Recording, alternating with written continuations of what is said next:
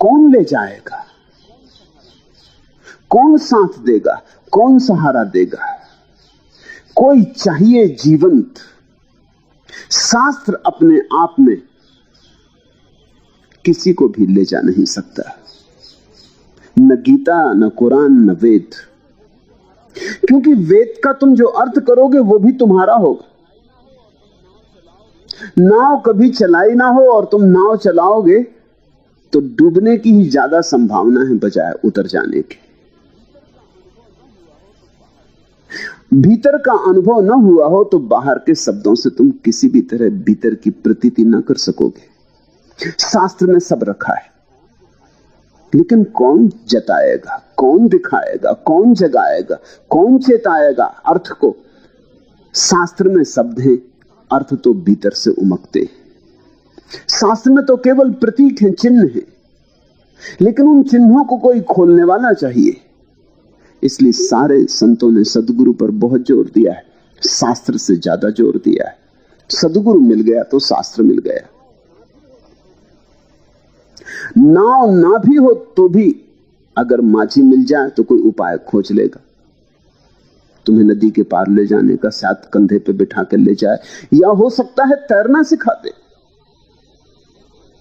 तो तुम खुद ही तैर जाओ, या हो सकता है लक्कड़ को बांध के छोटी मोटी नाव बना ले।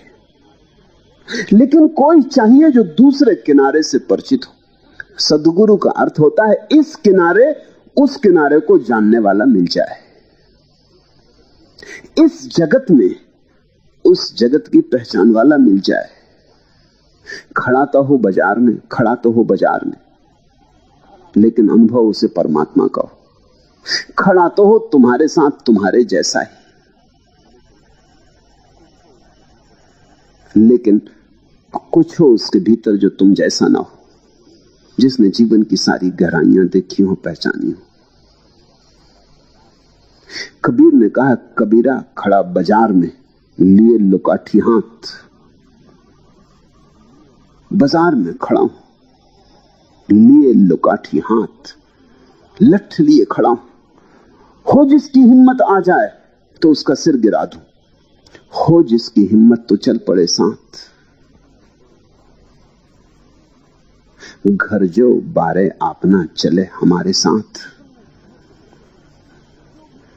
जो तुमने घर समझ रखा है, जो भी तुमने घर समझ रखा है, जहां जहां तुमने मोह बना रखा है और जहां जहां तुमने अपने राग जोड़ रखे हैं और चाहत के सपने बसा रखे, उन सबको जलाने को जो तैयार हो वो हमारे साथ चले।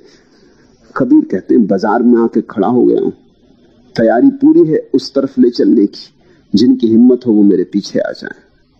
कोई चाहिए जो ठीक संसार में खड़ा हो, और संसार जिसके भीतर ना हो उसी को सदगुरु कहते। नाव मिली केवट नहीं, कैसे उतरे पार। कैसे उतरे पार, पथिक विश्वास ना आवे। आस्था कैसे आए शास्त्र पर, कोई समझाने वाला नहीं। शास्त्र में कितना ही टटोलो, कागज और स्याही के अतिरिक्त कुछ मिलता नहीं। कोई हृदय की धड़कन नहीं, कैसे आवे विश्वास। शास्त्र जिसने लिखा है उसने सच को जान के लिखा होगा कि कल्पनाओं का जाल रचा है, कैसे आवे विश्वास। सदगुरु को तो तुम भीतर झांक सकते हो, सदगुरु के तो पास बैठ सकते हो, सदगुरु के साथ तो अंतर का संबंध जोड़ सकते हो। सदगुरु के साथ तो धीरे धीरे धीरे उसका व्यवहार, उसका उठना, उसका बैठना, उसका बोलना, उसका मौन, इन सब से तुम धीरे धीरे अनुमान भी लगा सकते हो कि क्या घटा है। लेकिन शास्त्र में तो अनुमान को भी कोई जगह नहीं। शास्त्र तो बिल्कुल मुर्दा है। ये तो ऐसे ही है शास्त्र जैसे किसी कब्र के पास चक्कर लगाते रहो, कुछ पता ना चलेगा कि कौन सोया भीतर। सत्पुरुष सोया, असत्पुरुष सोया, जागा हुआ सोया कि सोया हुआ ही सोया, कुछ पता ना चलेगा कब्र के पास। कब्रें तो सब एक जैसी हैं। बहुत बार ऐसा हो जाता है कि बड़े सुंदर पद रचने वाले लोगों के पास जब तुम जाओगे तब तुम्हें पता चलेगा कि वो पद कोरे पद है। उनके भीतर कोई प्राण नहीं। इसलिए कहते हैं कि साधारणता, अगर किसी कवि की कविता तुम्हें अच्छी लगे तो कवि के पास मत जाना, जाओगे तो भ्रम टूट जाएगा। क्योंकि कवि केवल कविताएं लिखते हैं, उनके जीवन में काव्य की धुन नहीं होती। तो कविता में तो हो सकता है बड़ी ऊंची उड़ान हो, आकाश खुलता हो, और जब तुम जाओ कवि को मिलने तो वो किसी शराब घर में गाली बकते मिल जाए, तो तुम्हें बड़ी पीड़ा होगी। शायद काव्य में तो ऐसी सुगंध हो, शब्दों की सुगंध, शब्दों की लयबद्धता एक ऐसी सुगंध का भ्रम पैदा करती हो। लेकिन जब तुम कवि को जाकर देखो तो तुम पाओ कि वो तुमसे गया बीता आदमी। शब्द तो झूठे भी हो सकते हैं, धोखे के भी हो सकते हैं, शब्द तो केवल जाल हो सकते हैं, तर्क की व्यवस्था हो सकते हैं, शब्द में केवल भाषा का सौंदर्य हो सकता है। शब्द को कैसे परखोगे, कसौटी क्या होगी? ये तो ऐसे ही समझोगे कागज पर लिखा सोना, तुम्हारे पास माना कि सोने को कसने का पत्थर। क्या तुम सोचते हो जिस कागज पर लिखा सोना, इसको तुम कस लोगे सोने के पत्थर पर? क्या कसोगे? कागज तो कागज है, सोना लिखा हो कि मिट्टी बराबर। कोई निशान न छूटेगा। सोने को कसने वाला पत्थर हाथ में रखे बैठे रहो तो भी कोई निशान नहीं छूटेगा। सोना चाहिए, सोना शब्द से नहीं होगा। सतगुरु का अर्थ होता है जहां उपाय है कस लेने का। इसलिए पलटू कहते कैसे उतरे पार, पथिक विश्वास न आवे। ये नाव तो बंधी है, लेकिन ये ले जाएगी कि डुबाएगी? ये नाव तो बंधी है, कोई कभी इसे उस पार ले भी गया है या नहीं, या बना के इसी पार रखी गई है? कोई इस नाव से कभी पार भी हुआ है? नाव तो जरूर बंधी है, लेकिन इस नाव को दूसरे पार का कोई अनुभव है? इसने कभी कोई यात्रा की है? छल छिद्र से ना भरी हो, डुबाना दे, कहीं मझधार में धोखा ना दे जाए। कैसे उतरे पार, पथिक विश्वास ना आवे। विश्वास आ ही नहीं सकता शास्त्र पर। इसलिए दुनिया में इतने विश्वासी दिखते और फिर भी विश्वास नहीं है।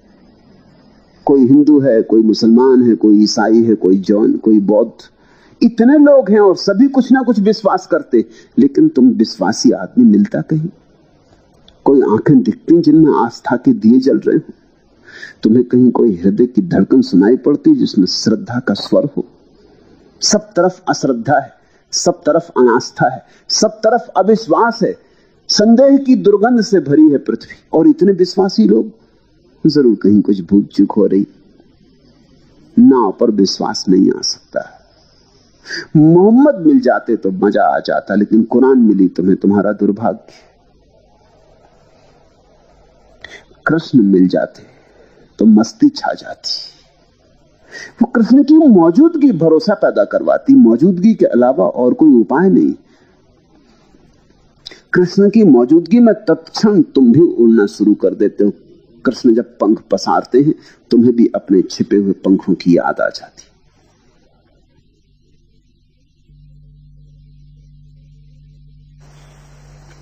कृष्ण का एक एक शब्द तुम्हारे हृदय में सोई हुई आत्मा को जगाने लगता है।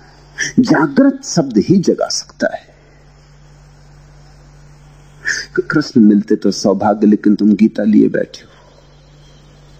तुम तोतों की तरह गीता कंठस्थ कर लोगे, दोहराते रहोगे, दोहराते दोहराते मर जाओगे। नाव बंधी रहेगी, तुम नाव की पूजा करते करते मर जाओगे। लेकिन पूजा करने से कोई उस पार नहीं जाता, नाव में यात्रा करनी होती।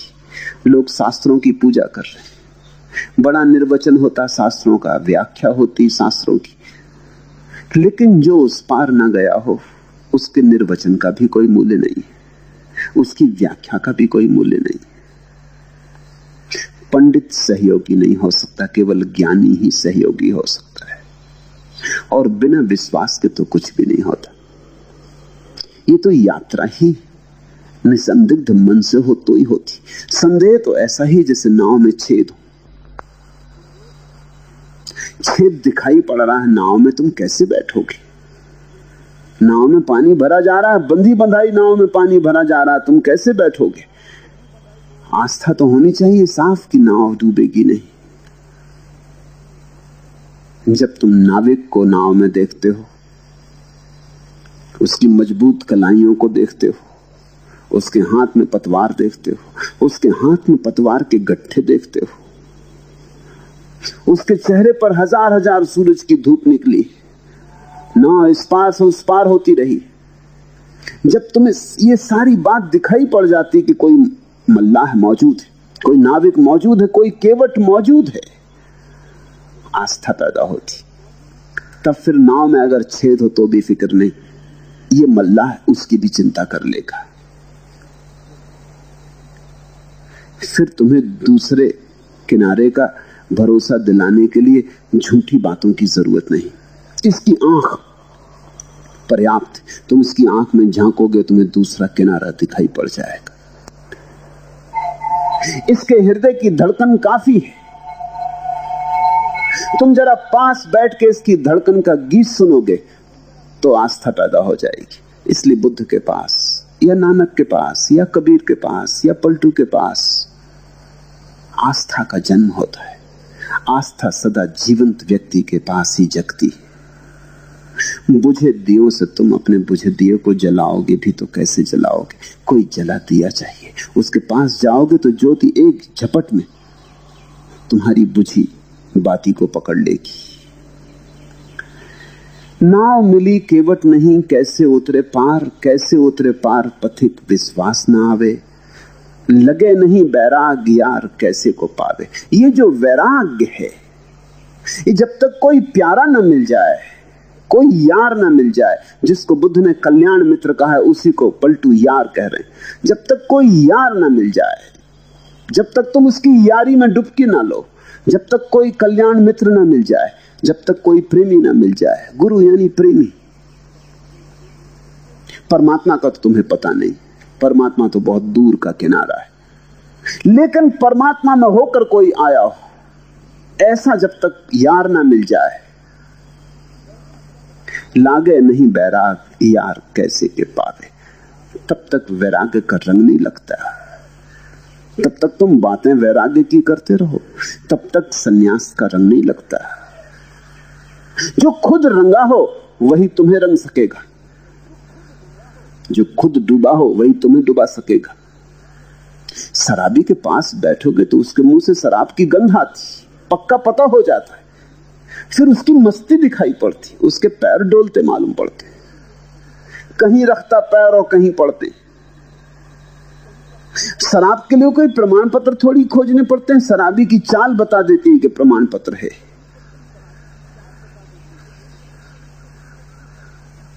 शराबी का रंग ढंग बता देता है।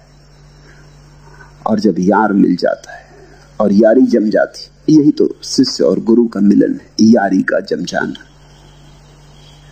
जब दो हृदयों के बीच ऐसा प्रेम पकड़ जाता है कि तुम्हें लगता है ये दूसरे किनारे हो आया, ये भरोसा जैसे जैसे बढ़ने लगता है वैसे वैसे दूसरा किनारा करीब आने लगता है। लागे नहीं बैराग यार कैसे के पावे। तो नाव तो पड़ी है लेकिन इसमें यार तो बैठा नहीं है, शास्त्र तो रखा है लेकिन शास्ता मौजूद नहीं। मन में धरे न ज्ञान, नहीं सत्संगति रहनी। इसलिए कहते हैं कि तुम जब तक सत्संगति न खोजोगे तब तक कितना ही पढ़ो, कितना ही लिखो, कितनी ही स्मृति को प्रांजल करो, भरो, कुछ सार न होगा। मन में धरे न ज्ञान, नहीं सत्संगति रहनी। लोग ऐसे हैं कि मन में धारण नहीं करते, बस केवल स्मृति में भरते। इस फर्क को समझो। मेरी बात तुमने सुनी, तुम उस बात के साथ दो काम कर सकते हो। मेरी बात सुनी, तत्क्षण उसे स्मृति में रख दिया, फाइल किया, कहा कि कभी जरूरत होगी तो काम में ले आएंगे, किसी को समझाना होगा तो समझा देंगे, कोई पूछेगा अर्थ तो बता देंगे। तुमने अपने काम में नहीं लाए, तुमने रख दी, किसी और के काम आ जाएगी। अधिकतर तुम्हारा ज्ञान ऐसा ही है।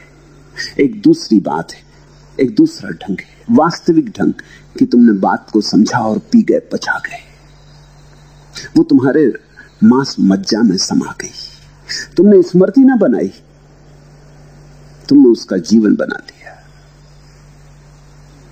मन में धरे न ज्ञान। अधिक लोग ऐसे हैं कि मन में ज्ञान को इस तरह पचाते नहीं, बस पंडित रह जाते हैं। पंडित अपच। पंडित का अर्थ होता है जिसने खाया तो लेकिन पचाया नहीं, जिसने भोजन तो कर लिया लेकिन मांस मज्जा न बनी। इससे बीमारी पैदा होगी, इससे वमन होगा, इससे दस्त आएंगे, इससे शरीर स्वस्थ नहीं होगा, इससे शरीर को नुकसान पहुंचने वाला है। और जैसे शरीर का भोजन है ऐसे ही आत्मा का भोजन है ज्ञान। पचाओ। मन में धरे न ज्ञान, नहीं सत्संगति रहनी। और जब तक तुम सत्संगति में न जाओगे तब तक तुम समझ ही ना पाओगे कि ये दो चीजें हैं, मन में धरना, पचाना, या स्मृति में रखना।